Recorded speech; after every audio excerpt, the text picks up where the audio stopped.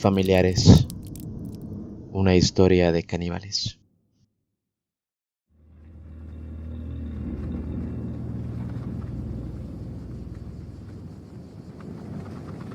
El olor a carne quemada, aunque solo era un producto de su imaginación, hizo que a Luke se le hiciera la boca agua. Tenía hambre. Su cena había sido interrumpida menos de una hora antes por el sonido de los lamentos de Matthew desde el cobertizo. Le había recordado aquel día cuando eran niños, cuando Luke había visto a su hermano menor tratando de despellejar a un ciervo que habían abatido con un arco y una flecha. Luke había sabido que la emoción y el deseo de demostrar su valía llevarían a Matt a cometer un error, y había tenido razón.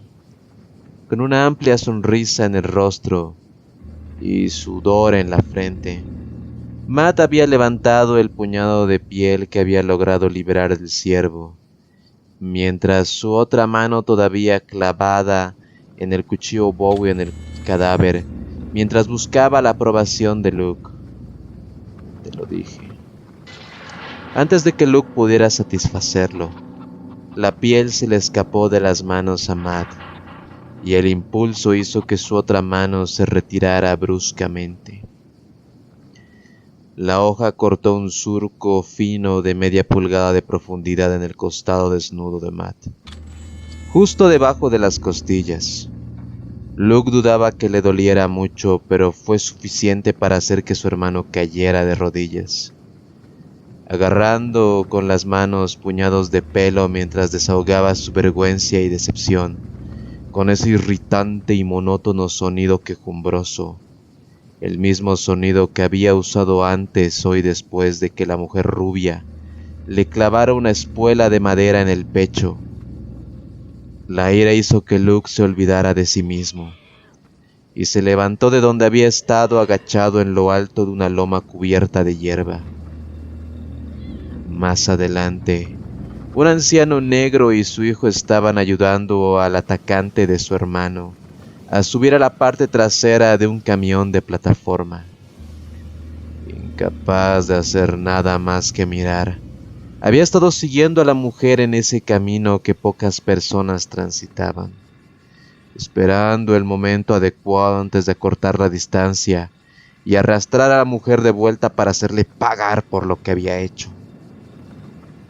La rabia lo había hecho abandonar las reglas tradicionales de correr por la cantera, y se había quedado en el camino a plena vista de la mujer. Ella no lo había visto, y se movía más lento que un mapache lisiado. Aunque hubiera mirado por encima del hombro, y hubiera visto a través de la neblina de calor su figura delgada y fibrosa avanzando hacia ella, no habría tenido ninguna posibilidad de escapar. Estaba sangrando mucho, y él no creía que llegara muy lejos.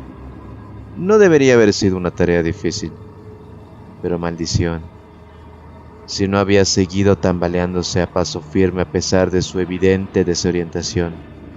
Era como si, en lugar de tambalearse ciegamente por el bosque, se hubiera sentido atraída por la carretera como una limadura de hierro a un imán. Aún así, no se había apresurado. No había necesidad. Había estado confiado a pesar del dolor que palpitaba constantemente en su interior. Cada vez que recordaba que Matt estaba herido, muy herido. Pero entonces Luke oyó la camioneta y notó que el sonido del motor no era seguro ni familiar. Y rápidamente saltó a la valla y se agachó en la hierba, observando con un extraño y desconocido temor el vehículo rojo que se acercaba a la mujer. «Claire», recordó. Uno de los otros la había llamado Claire. Nadie se escapaba nunca, no por mucho tiempo. Dejar escapar a alguien era un error impensable e inimaginable, que habían logrado evitar durante todo el tiempo que Luke había estado vivo. Papá en Grey les había mostrado cómo y qué cazar, y por qué era necesario hacerlo. y habían ejecutado sus instrucciones a la perfección. Pero hoy una cantidad inverosímil de distracciones habían dejado a Matt solo con la mujer. Aún así, ella había estado atada a una estaca, con las manos y los pies atados detrás de ella, con la boca amordazada. Sus hermanos ya la habían violado y la habían dejado ciega de un ojo, y habían cortado la mayoría de los dedos del pie derecho y la habían apuñalado repentinamente en los brazos y las piernas.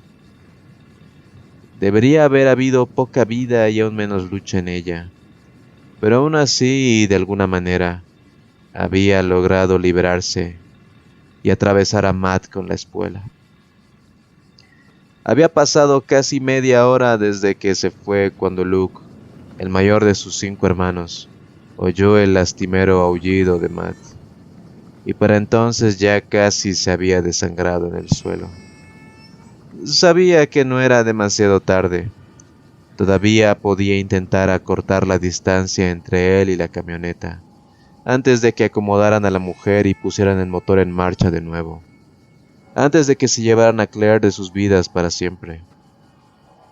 Si los 2 hombres que había visto subiéndola a la camioneta se resistían, él se ocuparía de ellos. Tenía el cuchillo Bowie de Matt, que había arrebatado de la mano de su hermano con la promesa de terminar lo que al otro se le había negado la oportunidad de hacer. Luke era rápido, podía lograrlo, y todos sus problemas se acabarían. Todo lo que necesitaba hacer era empezar a correr, pero entonces oyó el sonido del motor tosiendo. Vio la sucia columna de humo negro que salía del escape de la camioneta, y supo que era demasiado tarde. Lentamente empezó a moverse hacia la valla y el camino que había más allá.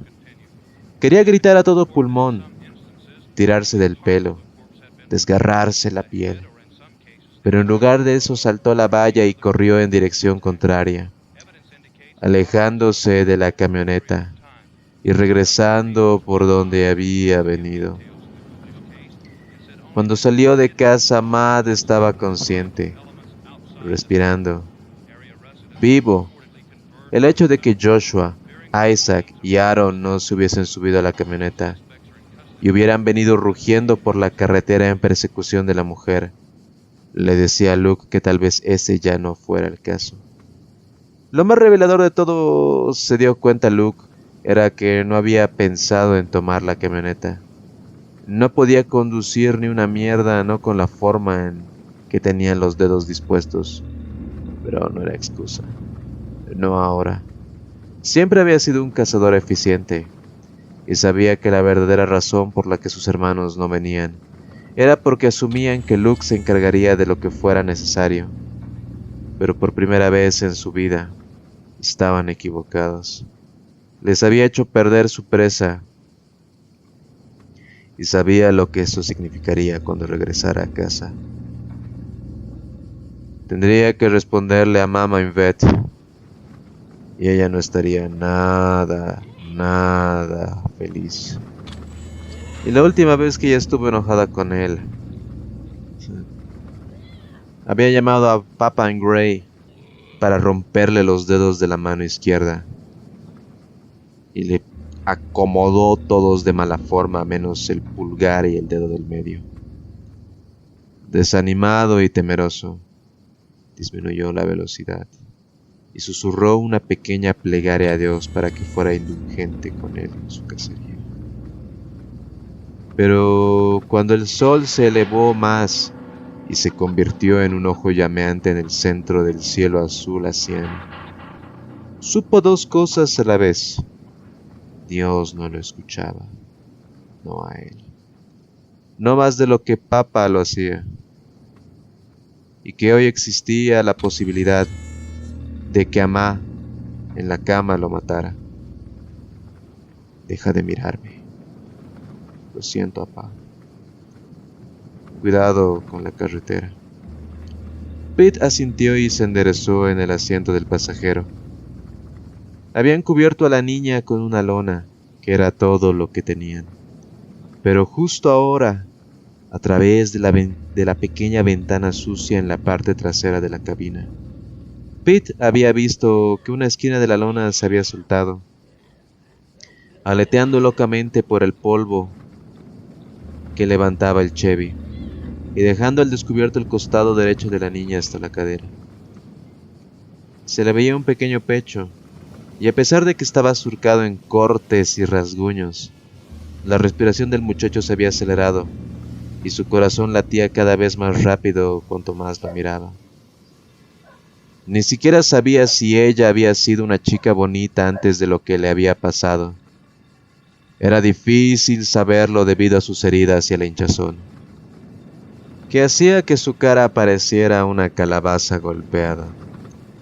Esperaba que lo fuera y que una vez que se recuperara, suponiendo que no muriera allí mismo entre las herramientas y las jaulas de las gallinas vacías, pudiera sentir el tipo de interés por él que hasta ahora no había podido despertar en los miembros del sexo opuesto. Tal vez como agradecimiento por rescatarla, por supuesto, había sido realmente su padre quien había sacado a la mujer herida de la carretera. Pero Pete no tendría prisa en disuadirla de cualquier gratitud equivocada que ella pudiera elegir mostrarle en los primeros días de su convalecencia.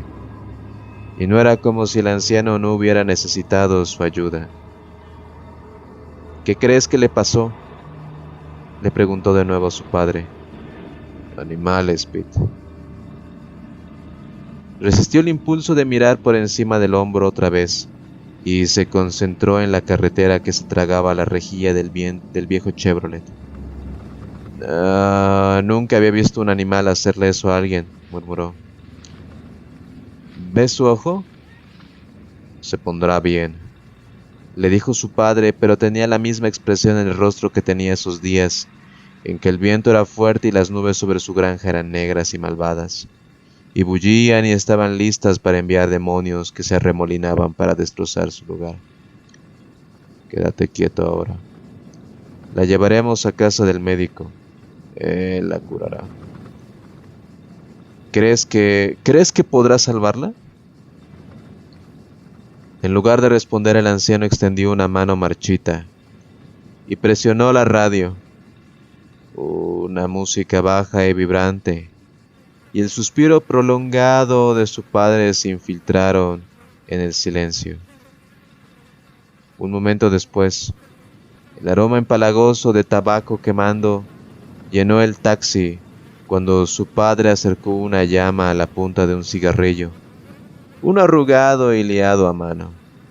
Era un olor que reconfortaba a Pete, un aroma familiar que siempre parecía atravesar su cráneo y darle algo de sentido al perro salvaje de sus pensamientos. Sonrió levemente y volvió a mirar por la ventana. No le importaba si la niña herida no era bonita. Debajo de toda esa sangre, plasma y otras cosas, él tampoco era gran cosa, y no creía que fuera justo juzgar a los demás con los estándares que él mismo no alcanzaba. Y había tenido un problema cardíaco desde que nació, lo que pensó que tal vez explicaba por qué se apresuraba a esperar que cualquier pájaro herido que se cruzara en su camino lo considerara su salvador y lo amara como corresponde. Reparar su corazón defectuoso no era una tarea que pudiera hacer solo, lo que en un pueblo como Elwood, compuesto principalmente por hombres trabajadores y de rostro rudo, significaba que sus posibilidades de morir joven eran mejores que el promedio. No tenía miedo de morir, tenía miedo de morir solo. En un momento dado, Valerie Bone, en la tienda de comestibles, había sido el objeto de su fijación. Siempre había sido amable con él, y durante un tiempo podría haberla amado, hasta que reunió el coraje para confesárselo, y ella se encogió sobre sí misma como una tumbona con una pierna mala. Le dijo que eso era amable, y luego hizo todo lo posible para evitar tener que volver a hablar con él. Había otros, por supuesto, todos ellos muy poco probables de dedicarle su tiempo, o de quedarse en Elkwood el tiempo suficiente para verlo como algo más que un chico de granja. No muy brillante, con aspiraciones que no iban más allá de los límites de la ciudad. Valerie se había ido rumbo a Birmingham. Después de eso, él se había cansado y desanimado rápidamente por la cantidad de rechazos educados o rechazos horrorizados, las burlas alegres o las burlas crueles. Y en su lugar había seguido el consejo de su padre y se había centrado en el trabajo en la granja. Ahora habían encontrado una forastera herida, perdida y con una necesidad desesperada de ayuda, ayuda que él podría darle, si ella se lo permitía. Un revoloteo nervioso en su estómago le recordó que todo lo que estaba haciendo era prepararse para más decepciones, más desamores, más golpes a su frágil corazón. Ella es una extraña. Probablemente esté con un chico en alguna gran ciudad, en algún lugar. Probablemente esté casada. Está siendo un maldito negro idiota. Sin embargo, como siempre, la esperanza le dio fuerzas para ignorar esas advertencias. Cualquier razón o sentido común que pudiera haberlas introducido. Sonrió. Esta se quedaría. Podía sentir que se quedaría con él. Final del segundo texto.